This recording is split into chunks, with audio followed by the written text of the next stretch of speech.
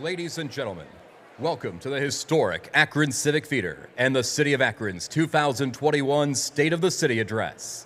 At this time, please be seated and enjoy tonight's event. This afternoon, we learned that 3 Ohioans have tested positive for COVID-19. This is no ordinary time. It's important for us to take aggressive action to protect Ohioans. This is a time which requires extraordinary, heroic measures of shared sacrifice to ensure that we protect our most vulnerable citizens.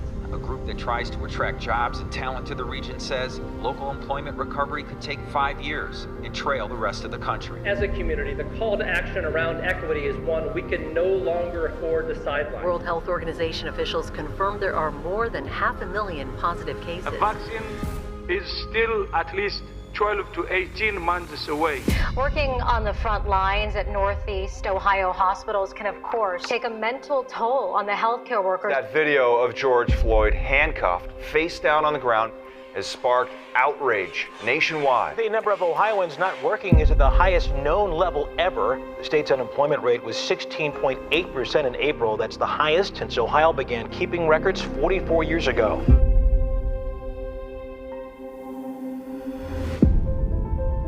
You know, it's no secret. It has been a really tough year for a lot of us. You know, many people are asking for help for the first time. Well, down in Akron, the mayor says the help that they've already given to residents is going to continue. I certainly understand that people are struggling right now, maybe to pay their water and sewer bills. We do have a program, it's called Akron Care. To help local families, the food bank increased the frequency of its neighborhood distribution. Some financial hope tonight. Tens of millions of people will receive their coronavirus stimulus. The Paycheck Protection Program, or PPP, set aside nearly $350 billion to cover companies' payroll expenses. Just last week, Council President Margot Somerville and I announced the City of Akron's Racial Equity and Social Justice Task Force. To help out, because that's what we're trying to do. We're trying to help each other.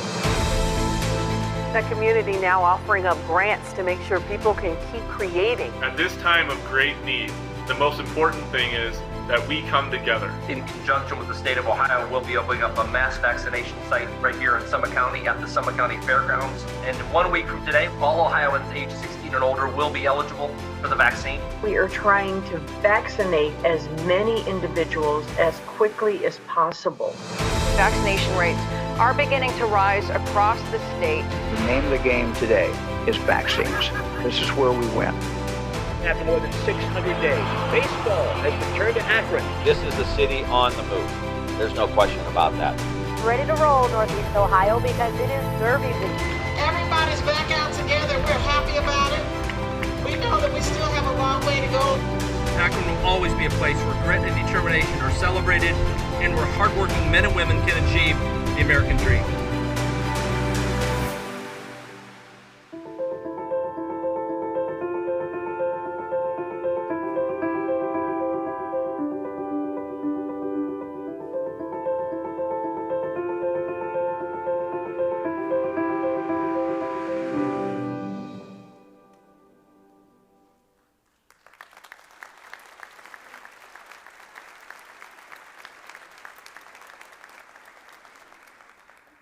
Please welcome James Hardy.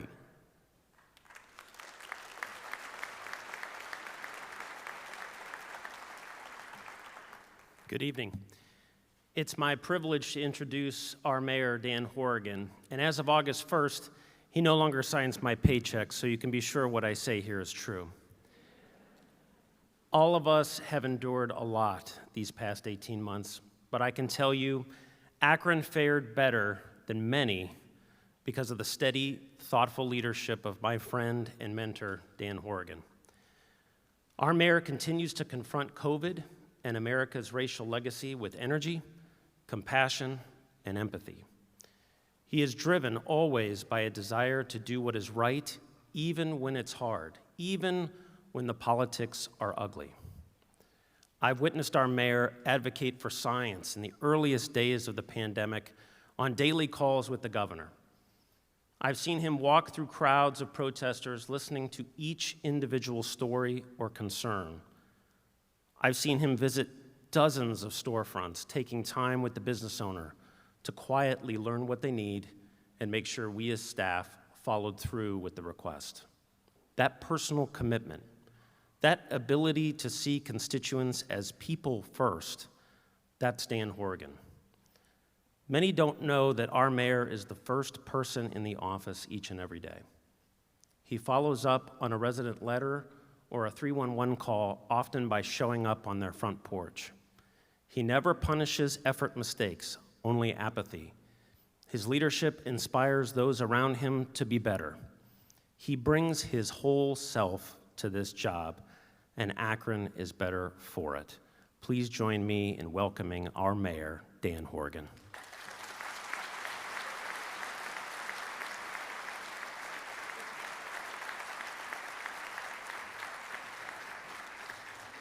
Thank you, James, and good evening. Welcome to the Akron Civic Theatre. Before I start, I want to thank everybody that had to wait in line a little bit. Thank you for your patience. And obviously, there's a band that's playing afterwards, and as I walked in and thanked them, they thanked me for being the opening act, so the band is playing after. First, let me express my gratitude to the Akron Roundtable, our local downtown restaurants, and our city workers and the civic staff for making this event possible. These dedicated professionals shifted on a dime, literally on a dime yesterday, to host this event indoors to ensure that the safety of all of our guests. Please join me in thanking them for their efforts.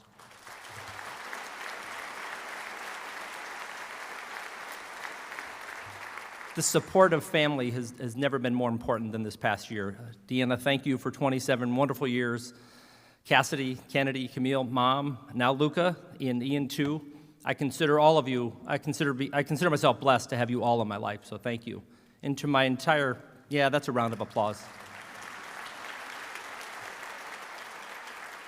And to my entire network of family and friends, your support really provides the foundation for my life. It's my pleasure and privilege to serve alongside such a strong and thoughtful leader as Council President Margot Somerville and all the members of Akron City Council. And to the members who are here with us tonight, please stand or wave as we thank you for your service to our community.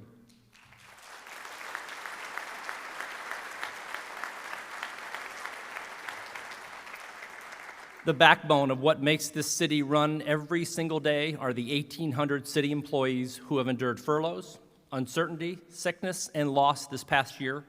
Akron owes you our sincere gratitude. And to my cabinet, who has helped guide this city through incredible challenges. I am honored to work with each and every one of you every day. And if you're a City of Akron employee here tonight, please stand so you can be recognized.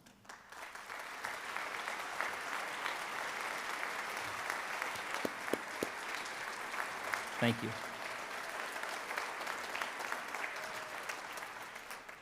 Obviously, it's been some time since I've had the opportunity to speak directly to the Akron community the way I am tonight. 2020 was a year like any other, unlike any other. I delivered my last State of the City address last February 26th, just 11 days before the first case of COVID-19 was confirmed in Ohio. The economic and social challenges COVID has created, as well as our response to them, will define a generation. This pandemic brought to light the suffering that has been happening in the shadows for decades. From housing and food insecurity, the trauma of violence, healthcare inequities, and the devastating effects and impacts of systemic racism. And while these realities can be difficult to confront, and let me add, difficult conversations aren't wrong, they're just difficult. We cannot turn away from these challenges. Instead, we have to face them head on with clear eyes, clear minds, and open hearts. And while the pandemic has showed us some of the worst realities, it has also exposed some of the most inspiring and encouraging facets of our community. From nurses and teachers, doctors, first responders, and other essential workers who sacrificed their own well-being, to the small business that pivoted on a dime to fulfill community needs, often at great expense, and to the parents and caregivers who stretched themselves to the limits to care for others under extraordinary challenges. And if we haven't learned to appreciate all who have sacrificed for our community and all of us, then God help us. And I have no doubt that every single person in this theater was touched in life-changing ways last year through either loss, struggle, or fear for the future. And tonight, I want you to know that I struggled too. This past year and a half have pushed me and my staff to the limits of our abilities and beyond, working to respond to concurrent crises of public health, the economy, and racial unrest. My top priority is always to keep you and your family safe and to create those pathways for security and prosperity for every Akron resident. And as mayor, some days the best I could hope for was an opaque view of what was ahead. But my faith in Akron never wavered. And while the how we bounced back wasn't exactly clear at times, I never doubted that we would. And today, I'm proud to share the beginning of that path forward, what I see as a solid foundation for our recovery. And this isn't about going back to the way we've always done things, but really creating an even better future, one that works for every single one of us in the community. The pandemic laid bare the economic realities created by social and racial disparities. Many of our core neighborhoods were just beginning to emerge from the effects of the Great Recession when COVID struck. Our downtown progress was literally stopped in its tracks, and our small business community, which is really the backbone of our local economy, was brought to its knees. And if you are Black or female or on a fixed income, the economic impact of COVID was far worse. And while median household income went up across the board in 2020, white Akronites are still experiencing more economic progress than their Black neighbors. And as I said in my speech last year, we have to build a more prosperous, opportunity-rich Akron. The pandemic showed all of us that there is a lot of work to do to achieve that goal. Yet in the face of all of these systemic challenges, there is significant opportunity. Even during the darkest days of the pandemic, the city responded to the economic devastation brought on by COVID. I used CARES Act funding to keep police, fire, and EMS on the job, allocated over $1.2 million to assist low-income families with utility bills, and provided millions of dollars to the United Way for rental and mortgage assistance. Also authorized $3.6 million for homeless care and shelter aid. And together with the county and the Greater Akron Chamber, we saw to it that over $6 million in local relief funding went to Akron small businesses. Let me take this opportunity to thank County Executive Eileen Shapiro for her partnership during this past year.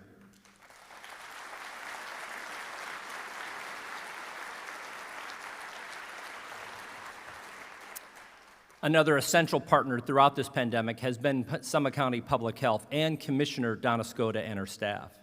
They have administered over 67,000 vaccines, provided thousands of tests, and helped set the tone for how we protect the health of our community. I'd like to give all of you a round of applause, too. Thank you, Donna. They have been steadfast in their approach, even now as the Delta variant threatens our recovery. The best and ultimately the only way we will emerge from this crisis is for every one of us to understand the safety and effectiveness of the vaccine. And I'm urging all of you to be vocal champions of this life-saving preventive measure in your workplaces, in your communities, and your families. And as the vaccine provides increasing protection to all of our residents, we enter a new phase of this pandemic. That's the recovery phase. In April, after it was clear that our city would receive direct aid from the federal government, I released my framework for how Akron can leverage this one-time money to stimulate economic growth for all. And the Akron Recovery Plan lays out 6 buckets of investment that I believe will address systemic disparities and make Akron more competitive in the post-COVID world. Tonight, I want to discuss some of what I hope to achieve for Akron through the use of these recovery funds. My Planning to Grow Akron 2.0 strategy details the significant need to reinvest in housing rehabilitation and new infill construction.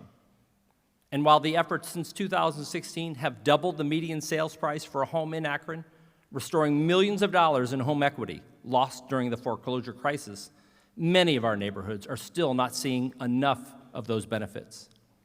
Summit Lake, Middlebury, North Hill, Kenmore, East Akron, parts of West Akron, and Goodyear Heights are still challenged by aging housing stock, undervalued markets, vacancy, and demolition. It is imperative, and we have to restore market confidence in these neighborhoods, one, to retain existing residents, and number 2, provide new housing at a variety of levels. That's why tonight I am proposing a $15 million rehabilitation program as well as a $10 million infill construction program to close the gap between what it costs to build in these neighborhoods and what the market will lend. Targeting both of these programs to key neighborhoods, we have an opportunity to transform those areas of Akron hardest hit by past and current economic downturns. Housing has to be and will be a very large part of our recovery strategy.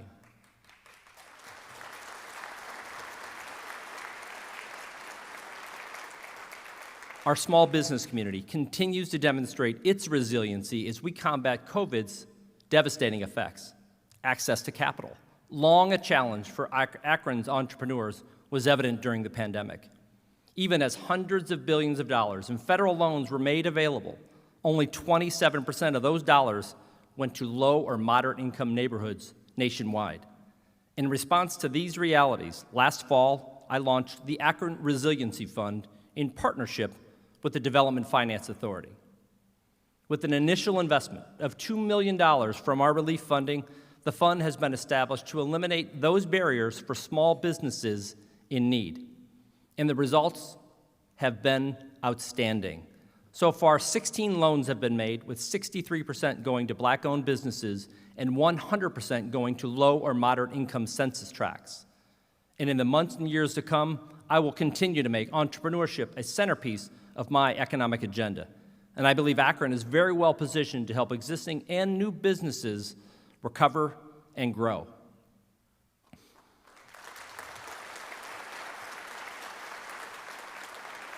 But it's time to do more, and it is time to be bolder. Let's talk for a moment just about the neighborhood we're all gathered in here tonight, downtown Akron. And we have worked diligently and carefully these past 30 years to rebuild our center city into a regional job and entertainment destination. We cannot allow the economic heartbeat of this region to fail. Literally, downtowns across the country have taken COVID on the chin. As offices emptied out, bars and restaurants shut down, and parks and theaters closed their doors. Akron has been a prime example, really, of this perfect storm. But there is a lot to be hopeful about. Residential construction in downtown has not slowed, as evidenced by the market demand for new units as soon as they come online. Lock 3, Canal Park, and the wonderful Civic Theatre are welcoming our crowds again this summer. There is life in downtown Akron. We're seeing the transformation right before our eyes. Together, we can emerge from this pandemic stronger than ever before.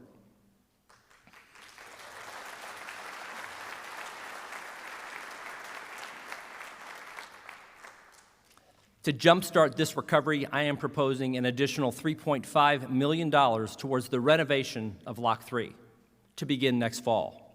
Built in 2003 as really a temporary space, Lock 3 has always been about economic and community development for downtown. 17 years later, it has become Akron's Central Park. It's a destination for the region, and now it's time to make this pop-up concert venue a permanent fixture of downtown's landscape.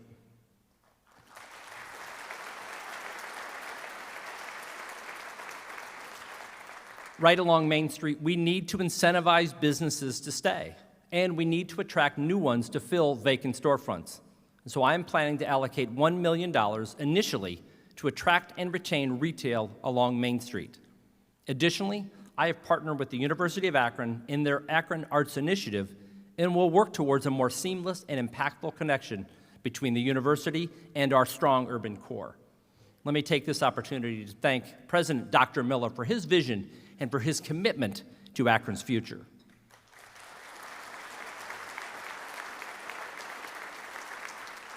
This is just the beginning. More will be needed to assist downtown in its recovery in the coming years. And I am working with the Elevate Akron partners and key stakeholders to identify more areas of investment where it is needed. Just for example, I strongly believe, and we've talked about this for a couple of years, we need a nonprofit, real estate-focused organization right here in downtown, like many cities our size do, dedicated to promoting economic development in our central city. And in the coming year, I will be working to see that such an organization is established.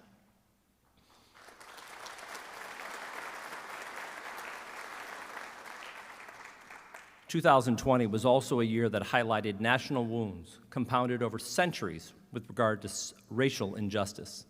And in my 2020 State of the City address, I said this: across the globe, we are marching in a greater direction of diversity and elevating the voices of the historically oppressed populations. And I shared my vision that Akron would be a leading example for other communities in this time of inclusion and empowerment. And I meant those words then, and I mean them even more now. As centuries of inequity boil to the surface, 2020 was a year of protest demanding police reform. But I want to be clear on what I see as viable solutions. I'm no fan of defunding or underfunding the police. Instead, we have to focus those appropriate resources to address mental health care and effective, let me repeat, effective community policing strategies. Akron has been ahead of the curve in adopting policies that advance social justice. In the last year and a half, we have redesigned and empowered our police auditor in order to create a more effective civilian oversight of police. We redesigned our own hiring and purchasing processes to significantly increase the diversity of both city staff and city contracts. We also implemented a ballot initiative mandating prompt release of body-worn camera footage, which ironically received support from nearly 90% of Akron voters last November. And most importantly, we brought together dozens of dedicated community members to form the Racial Equity and Social Justice Task Force, led by Bishop Joey Johnson. The task force recommendations, due at the end of this year, will set the stage for even more growth and progress towards equal access and treatment for all. And I urge every one of you here tonight to thoughtfully consider those recommendations and ask yourself, how could they be mirrored within your own organization? Please join me in thanking Bishop Johnson and all of the members of the task force for their efforts.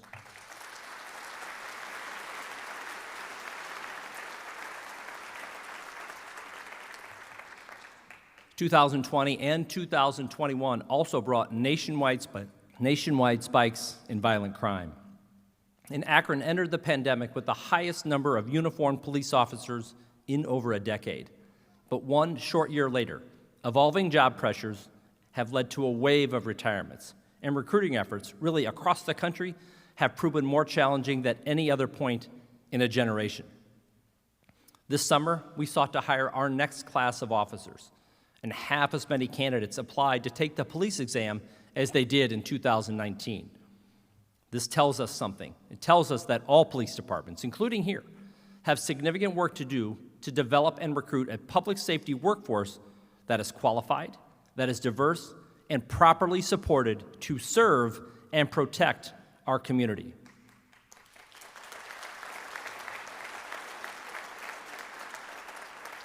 I am very proud to say that today is the first day in office for Akron's new police chief, Steve Milet.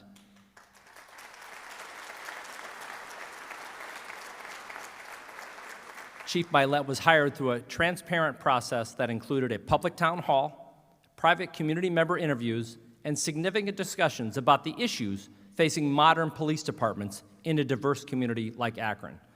I am extremely confident that Chief Milet will be a strong, ethical leader who will work tirelessly to earn the trust and respect not only of his department, but also of the community, and who will be a dedicated partner in reducing and preventing violent crime in all of our neighborhoods.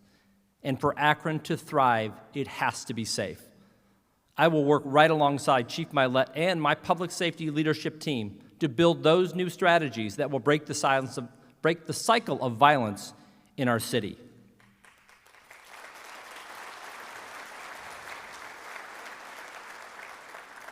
The root causes of gun violence are extremely complex, and I think as a nation it's high time we had a serious, nonpartisan conversation about access to guns.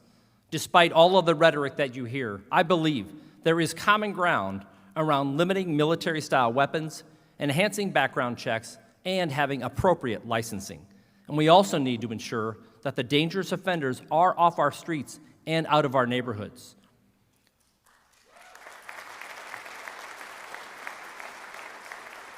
Locally, we are all investing heavily in community violence prevention initiatives.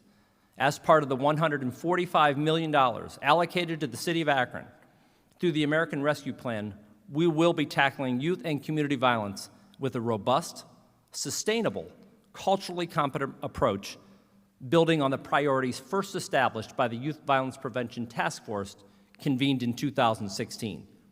Millions of dollars in ARPA funding will be spent to support youth employment, programs, training, improving recreational assets across our neighborhoods, and gun violence interventions for those most at risk of being caught up in violence as either a perpetrator or a victim.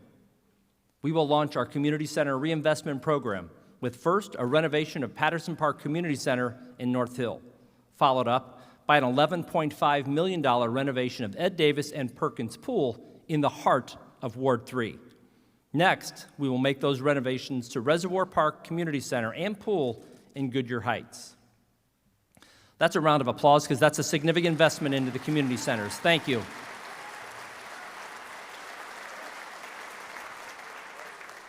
I am also proposing an additional $2.6 million to ensure our multi-million dollar improvements into Summit Lake proceed and support the ongoing planning efforts with AMHA, Civic Commons, and most importantly, and I want to highlight this, most importantly, the Summit Lake community. They're absolutely essential to what we do in Summit Lake, and their voice is going to be heard.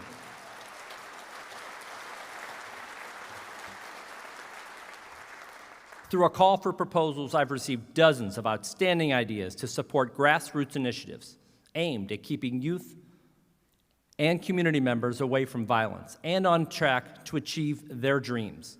Over the coming weeks, I will evaluate each and every proposal and make selections for an initial $10 million investment into violence reduction. But my heart and my head both tell me that a big part of solving violent crime, especially with youth, in Akron is by giving our young people economic hope. But it has to be more than just economic hope. I want us to think boldly how we can create jobs for our high school seniors. Think of what a year's worth of paid, on-the-job experience, and I know many of you hire high school seniors in your companies already, but I think we need to be even bolder, like I said before. Think of what that would be worth as they transition. One of the most difficult transitions for a senior is that 18 years, is when they turn 18 years old. And I've had some great conversations with Superintendent Fowler-Mack, and I want to thank her for her willingness to explore this vision even further. We have to see how this can fit within the successful college and career academy model. So thank you, Dr. Fowler-Mack.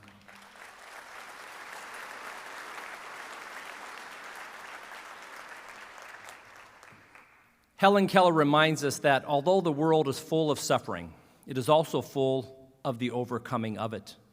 Our optimism, as she put it, cannot rest on the absence of evil, but there has to be a willing effort, always, to cooperate with the good that it might prevail. A willing effort, that's what it's going to take. And this is only the beginning of a journey to rebuild and recover in a just and prosperous way. COVID has taken from all of us, but it has also provided a generational opportunity to address systemic issues in meaningful ways. We have to harness all of that good created over the past year by a community that rallied in the face of an existential threat. We have to maintain those unprecedented levels of partnership if we hope to take Akron to a better place than we were before this pandemic.